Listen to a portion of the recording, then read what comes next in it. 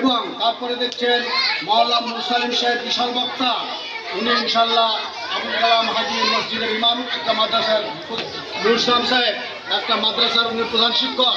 তারপরে দেখছেন মাওলানা আশরাফুল হক চতুর্বেদী সাহেব, আমাদের ভগল দিকে নিয়ে গেছিলাম, বিশাল বক্তা। আচ্ছা আলহামদুলিল্লাহ, আমার ভাই মাওলানা লোকমান হাকিম সাহেবকে দেখছেন, আর নিজের কথা বলতে নিষেধ করা আছে।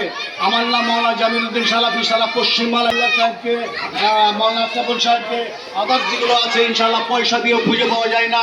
আলহামদুলিল্লাহ, আজকে ইনাদের আপনাদের সৌভাগ্য, আজকে হাবিবুল্লাহ সাহেবকে সারা পশ্চিমবাংলায় নিয়ে যাওয়ার জন্য ব্যস্ত। স্যার 20,000 নেন, 30,000 নেন, জি না, উনি কোনোদিন অফার টাকা নেন না। ইনশাল্লাহ ওইভাবে আমাদের যিনি আছেন আশরাফুল সাহেব যথেষ্ট বক্তব্য রাখেন, ইনশাল্লাহ ওইভাবে কন্ট্যাক্ট করেন না, জামিলউদ্দিন সালাফি কন্ট্যাক্ট করেন না।